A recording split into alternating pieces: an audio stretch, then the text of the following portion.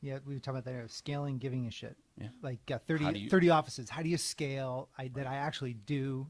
I mean, if your intention's there and you do give a crap, how do you scale that? Right. You know, Well, and really giving some attention to that. and luckily at this company, I inherited this team that's already been here. I've been here almost 5 years, and I didn't have to do a whole lot there. The caring and that was there already. But you scale through the people that work for you. Yeah, You can't see 1,000 people and have all that direct impact. But if you train your managers and there's some mentoring going on there, say, here's what I do. Have you considered this? Have you done this? Have you had a party at your house? Yeah, I'll pay for it. Go ahead, let's do those types of things. And some people are a little more willing than others, but So that's really that's where the innovative thinking is how you can scale your idea of culture, your idea of your approach to humanity within the workplace through others. Right. That's one way to say it. Yeah. In fact, here I'm mentoring a branch manager here. And, a lot of engineers are very numbers oriented, black and white, and they love that. But have you thought about this? And before you send that email, you think about what they might read into it. It's those types of things. And I really get jazzed about doing that now, is mentoring people and just asking a lot of questions and saying, have you considered this or that? And, the technical side of things, that's always going to be there, but you've got to get that personal side going, that empathy, and people will then work for you and go to the wall for you. It's fun. It's interesting that is sort of a du jour. It's almost like an industry buzzword now. It's they don't call it empathy. It's emotional intelligence. Okay. Yeah. The emotional. It's like I have intelligent emotions. Yeah. The emotion. But Call it whatever you want. We can call it whatever we want. And I think what's great is that this is something that just came natural to you. But you're now from a point. We talked about this earlier. It's like you can get wrapped up in the innovation and the tech part of it, but this hasn't changed. Right. It really hasn't changed. I mean, I think maybe with the extra tech boom, people are like, okay, they're kind of go back to what's core and foundational, because the tech part's not changing.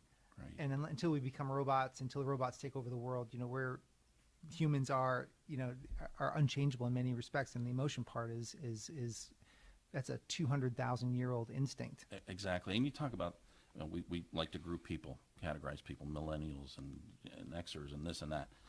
I look at the person, and I know my kids work for what they have, and they have no problem working for what they have. And there's a lot of kids out there coming into the workforce now that, with some direction and some expectations that maybe their parents didn't have for them, but we do here at the company, they'll make it work. Yeah, you can do that. You don't have to discount them out of hand. Yeah, that's a great point.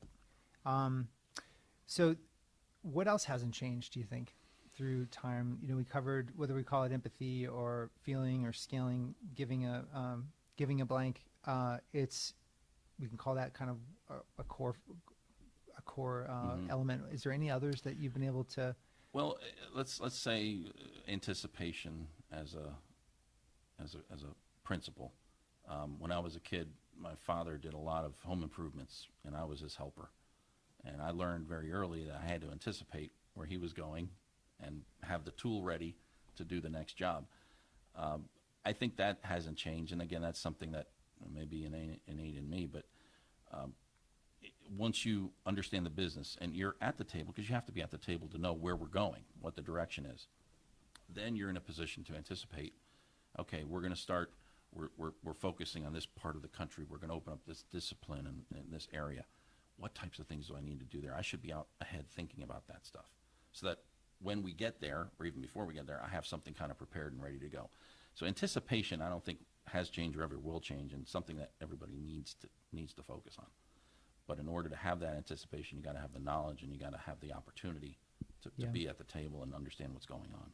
Well, I think part of the, whether someone has a seat at the table or not, if they're visiting, if they have the ability to go visit people at the level of the branch or just at the manager level, they're gaining the knowledge, so that when the opportunity strikes, they can anticipate for the business and say, listen, I've connected the dots across 30 interviews.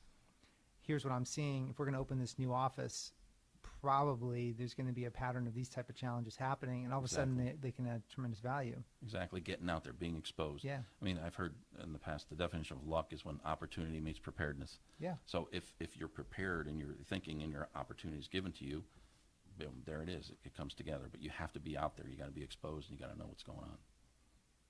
You know, it's funny. Someone just started working for me. Actually, it's my strategic assistant, and she actually, in her last job, that was one of the requirements. And you can actually, I don't know if it was a requirement or something that she learned early on, is that anticipation is that maybe it's not. I think this was one of the core values was anticipating needs of others. It's a good core value to have.